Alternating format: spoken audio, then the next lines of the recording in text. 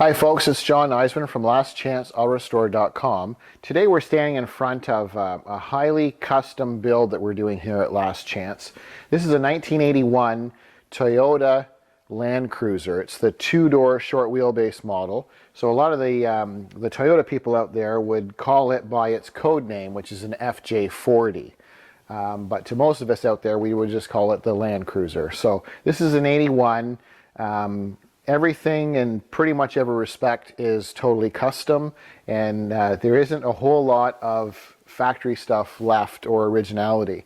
So this is a vision one of our clients has in terms of this build, and I just basically wanted to share with you some challenges that we're going through and visually how this unit is coming along. So this came to us in an abandoned project. The engine is very desirable. It's what Toyota calls their 3B series engine, and it's a four-cylinder diesel, and a turbocharger was added to it, and it looks relatively stock underneath in terms of the engine bay area. And then we've done a lot of enhancements in terms of steering, suspension, brakes, and that sort of thing. So we have a totally different aftermarket power brake master cylinder set with new copper lines that we've done and so on. So our biggest challenge right now, and we're making quite a bit of progress on it, but this original body was removed, and it was a steel body with excessive rust. So our client found a company that builds replacement aluminum bodies for these Toyota vehicles. What they don't tell you, however, is they don't really fit very well. So they produce these shells, and you can buy individual pieces, but they don't really share a lot, and this is why we're doing what we call the dry fitting. This is a very important stage where most people, when they buy some type of kit or a body kit with fenders, they assume everything is just going to bolt in and be fine. So they'll go ahead and bring the kit in, they'll start doing body work on it, they'll get some panels painted, and then they try to assemble it, and disaster strikes because nothing really fits or lines up the way it should. So I'm just going to share with you some areas that we've really been struggling with but are making some progress on. So we're starting with an aftermarket aluminum shell or body, but then we have some original Toyota panels that we've added or using. So for example, if you come along to the front, this whole front grille assembly or front face is now the aluminum as opposed to the steel.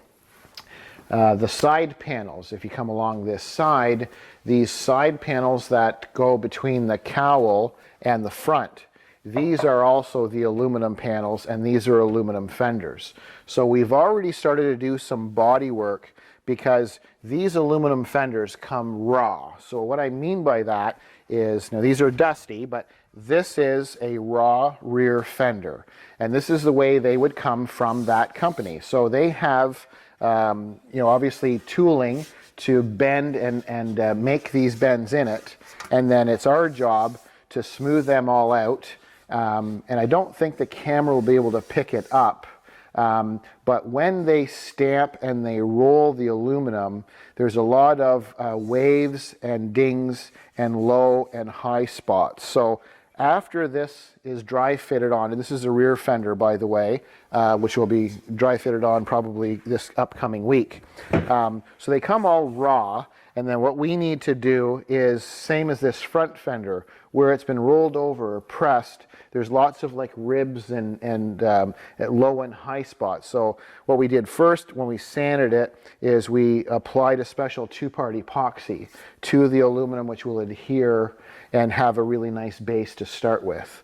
And then from there, we spray a gray high build primer, and we start to block sand these fenders out, as we're going to do with the rest of the panels. As we start to block sand, we'll see, and you can see there's some body smoother in different areas. So these are all the areas where, through the manufacturing process of making the aluminum, there's low and high spots, and these are all signifying low spots from the actual production part. Same thing with these side panels. These are where there was some flaws or some dings and that sort of thing. So this is going to be a really neat vehicle but nothing really fit, and that's, I think, why it was an abandoned project. So we've got an aluminum body, and then these blue doors are the original steel doors that came with this 81 Land Cruiser. We have our fiberglass roof, which is original from the 81 Toyota, but we have the front windshield is also an aftermarket from this aluminum company. So the body, or the whole aluminum body itself is aluminum and aftermarket, along with the windshield, the fenders, but then the blue and the white that you see, excuse me, your side panels, these are also original from the 81 Toyota. So these are steel, and then this is aluminum. So the challenge that we were having was gaps and nothing fitting correctly. So originally, when we started to dry fit, we took some measurements, and the door opening, for example, on this driver's side was 1 inch bigger than the passenger side. So that poses quite a problem. And then when we bolted the windshield with the correct hinges, the windshield rake and the cowl was out over 3/4 of an inch. So in their manufacturing process, where they weld the cowl in the firewall, I'm assuming it wasn't welded in the same location, because when we put a level on this post where the doors are going to be mounted, the whole front top of this aluminum body was 3/4 of an inch too far forward. With that being too far forward, these side panels are crooked. This one has a kink in it, and it's literally going on an outside to the left. The other side, the passenger side cowl, was going in. So nothing was really jigged or put in the proper position when it left their shop, and that's why the client was having so much difficulty trying to line things up. So we unbolted the front section, which is here. So we unbolted the front section from the back section, and we began to modify, shim, and make major adjustments to the cowl section so that we can start dry fitting or having things kind of fit. When we originally tried to dry fit, we could literally stick our hand through between the door opening and the windshield, but they weren't equal on either side. So it was almost like it seemed to be a little bit on the twisted in terms of appearance. This original Toyota roof was out by about 1.25 inches. So we had major modifications to do to the cowl before we're able to start dry fitting things and getting things closer. So as you come to this side, you'll see we've got the gaps really close. Before, the opening of this door was too small for the door. So we had quite a bit of work that we needed to do to get the gaps to work correctly. Excuse me. You'll see along here, there's bolts that go through. There's a rail that comes across. So this rail bolts in to the front header of the windshield, and it comes across and it bolts to this side panel. So when we went to bolt this in, nothing lined up again, so we had quite a bit of modifications that we needed to do. This side panel didn't fit, and we had to remove the tube, we had to notch the body, and a lot of massaging with where it's supposed to mount in place. So now we have the door quite close to where it should be. There's still some minor adjustments that we're going to need to make before we start on the bodywork of the door. And then the panel here on the side, it was the length of this aluminum body was similar, but the steel body was almost 1 inch longer than this aluminum body replacement. So there's lots of modifications that we did to this section and along the back to have this side work. Now, what some people would say, if you get an aftermarket aluminum body and the steel parts of the original Toyota don't fit, no big deal. Just don't make it a hard shell, do a bikini top or a convertible top and half doors. But our client, his main purpose for building a vehicle like this is to have it enclosed and to be an all-weather vehicle.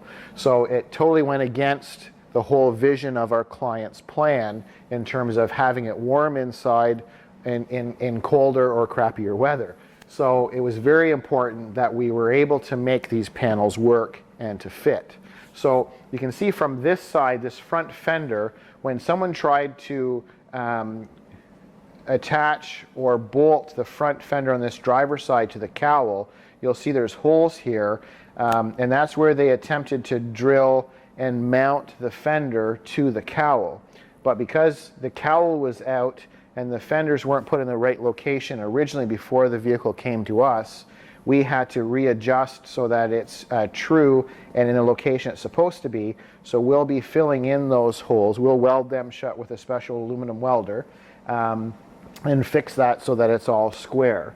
So as we come down this side and around the quarter panel, you'll see that we have this really close to the way it's supposed to look traditionally in 81, where it has this the jut up, and this needs a little bit of work here, but we have this line close. Before, there was so much of a gap, it was crooked and it wasn't flush, and the roof you could stick your hands in between in terms of the gaps, so everything was way out on that side too. Excuse me. So on the back of this vehicle, we now have mostly new stuff. So once again, the aluminum body here. This tailgate is a tailgate that you can order from this company that you bolt to their body. And then you have this lift gate section that you can also order, because this originally had the two half swing out barn style doors. And you'll see there's quite a bit of damage, a lot of dents and so on from the hinge on this top portion. And there would have been probably more damage down here on the original steel body, because on the driver's side rear door of these Land Cruisers, they have a massive spare tire and car carrier, or spare tire carrier, that's bolted here. And from flexing the door too far, it damages this section up here. So we'll end up repairing this. Later, what we'll do, once we have the dry fitting and major adjustments made, we'll remove the glass and this rubber, and we'll end up cutting this damaged and rusted out part. We'll cut that out, we'll put new metal in there, and it'll be done correctly. Now there's a few things I'd like to point out. One is, these are the hinges that come with this aluminum body kit, but everything is sold individually. So you get the tailgate, and then you have to buy the hinges. But then we still have to buy the glass inserts, and we also have to either buy or make the latch mechanism, so when the striker comes down, it needs to have something to fasten to, and there's nothing here. So we're going to have to either fabricate something or buy more parts from this company to complete this area. Now, I think the camera hopefully can pick it out. When we originally were modifying everything to fit, excuse me, this side panel, once again, this top rail is bolted to both sides, and then the roof is bolted. This was way out before, but then because of everything not being true, you can see these are there was a cut that we made. So we had to make a relief cut, because this whole side panel was basically over here, and it was on an angle. So it wasn't matching up in terms of the gaps. You can see the spacing from here. If you follow this line down, we have it as it should be now, but originally this panel was over way too far. So we had to make some cuts and remove some steel, and then we re-welded this so that the seam, so that had to be modified so that things line up. You'll notice the same thing on the passenger rear side. You can see there's a cut basically from here all the way to the end, and we had to remove quite a bit of material on this side. This side was over further than originally. So same idea, we cut into here, we removed quite a bit of material and then re-welded it so that we have the proper gap or spacing that we should have. So a lot of work, and that's something they don't tell you about. If you think you're just going to, click online and ship it in, and it's just a matter of slapping some bolts together and everything's going to line up, you can see this was quite a bit of work, because you're into modifying basically every section, the lower section, the upper sections, the bolt holes, and so on. But it is coming along, and this is going to be quite a smart look, because what we'll end up doing after we dry fit everything on is we'll start on the and then with it painted and with all the stainless hardware and stuff, it's going to be quite a nice looking unit. Excuse me. If you come down this side, you'll see same idea. The line here, the spacing is much better than what we had before. Typically, this was about 1.25 inches high here, and it was about a 1/2 inch higher. And once again, nothing fit. So now we have everything bolted correctly, and we have the gaps pretty close to the way they were in terms of factory tolerances or specs back in 1981. So because it's a rugged off-road type vehicle, the gaps or tolerances were quite a bit wider than they are on today's cars, but we want to make sure that we get as nice of a finish as we can through this dry fitting process. So as we come down this side, you'll see once again, excuse me, we have the striker, because the body comes without any screw holes or grommets or anything. So we have to, this is off the original body for the latches and so on. And you can see where this lines up quite well. As I mentioned earlier, the door opening on this side was 1 inch smaller than the driver's side. So we had quite a bit of work to do on the body to get it to be square and to line up. But now that we have done that, the door fits quite nice. It opens and closes as it should, and that's pretty neat when you've got an aftermarket body and a 1981 door. So you'll see that the striker and everything works as it should after we heavily modified this area, and also the front where the hinges are bolted to with this plate. We had quite a bit of playing we had to do with that also. So we're making pretty good progress. You can see the gap here, it still needs a little bit of work here along the bottom. And these concerns that we have, you see the gap here is really nice. And the gap here is very similar to the way Toyota had it back in '81. But along the bottom here, there's something going on in their manufacturing process, because this aluminum piece is too high for this area. So we're going to be having to do quite a bit of work in this section here to make sure that our tolerances and our gaps are the same and equal. And then as you come to this section, there's quite a bit going on here. The camera probably won't be able to pick it up, but we're basically on this section now where this cowl area, there's a large weld along here for the, in terms of the reinforcement, and then there's a firewall which is along here. And this appears to be welded in the incorrect position also from this bodybuilder, because this whole thing is tapering. Basically, it's jogging in towards the driver's side. So we've got to probably make some relief cuts to take some of the pressure off so that we can line up, because we've got some vice grips in here to try and line this up, but things need a little bit of massaging and work. And then we'll be working on the fender next. So it's a really neat machine. It's going to be a great build. It's going to be a lot of fun for our client, but I just wanted to show you kind of behind the scenes to share with you what's involved when you're building something highly custom like this, because if you assume you're going to have new components, a new body, and just bolt it on and get someone to paint it, that's not always the case, and we're learning this firsthand, which we've seen before. We often laugh here at Last Chance Auto Restore, where you'll buy a component from any aftermarket company and they'll say or claim it's a direct fit.